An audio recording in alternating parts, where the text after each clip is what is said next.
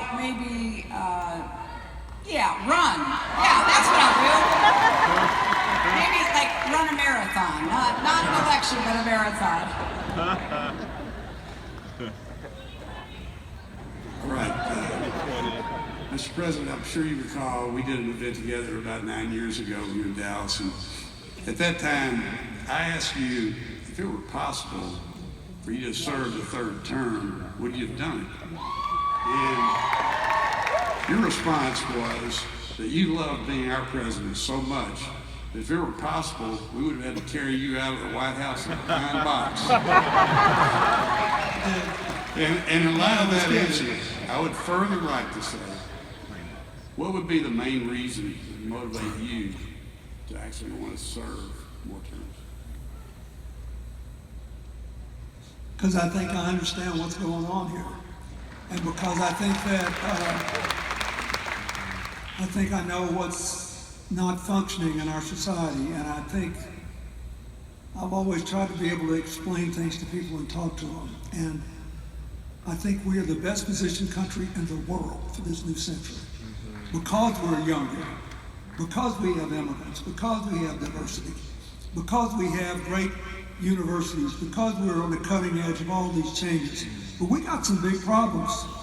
We really don't know if we can head off the worst consequences of climate change, but we do know the effort will create jobs.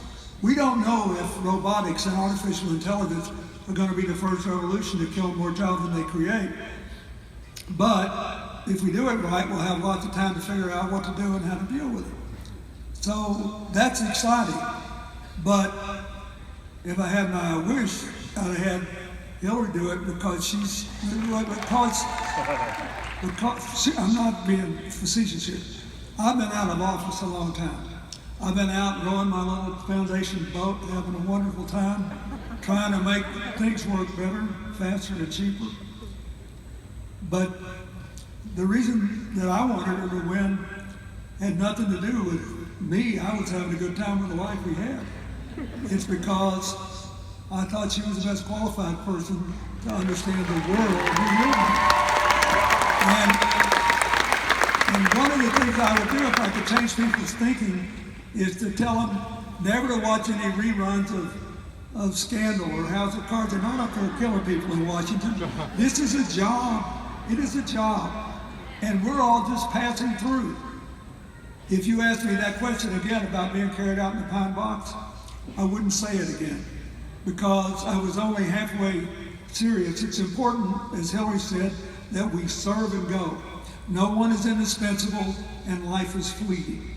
So that's why I'd rather her do it than me. But I think, somebody's got to do this. Somebody's got to say, we have serious challenges, but we are the best positioned country in the world because we're free, because we count all the votes, because we don't deny people the right to vote, because we can do this.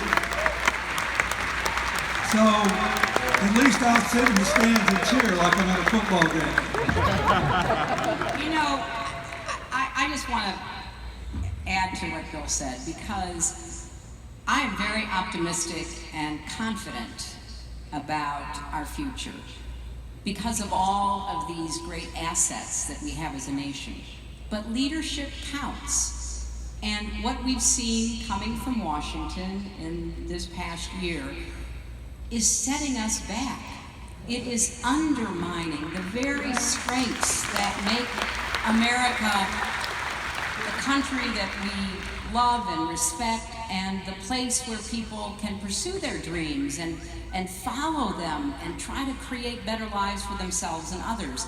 And to me, people need to really shelve their partisan and ideological prejudices and get back to the business of working together to solve the problems that we have. And don't make them worse. Try to help people. And that's why I'm so concerned about what's going on right now in Washington with this so-called tax reform. It's a budget-busting, debt-increasing giveaway to the richest of Americans. And it's not going to help solve our problems. It's not going to deal with our infrastructure problems. It's not going to provide better education. It's not going to solve the healthcare problems. In fact, in order to get the money for those tax breaks for the very wealthiest Americans, they're actually talking about cutting Medicare and Medicaid and the Affordable Care Act, and the list goes on. So the net result will be hurting people, which I so regret. It's so unfair. But in addition to that, hurting our country.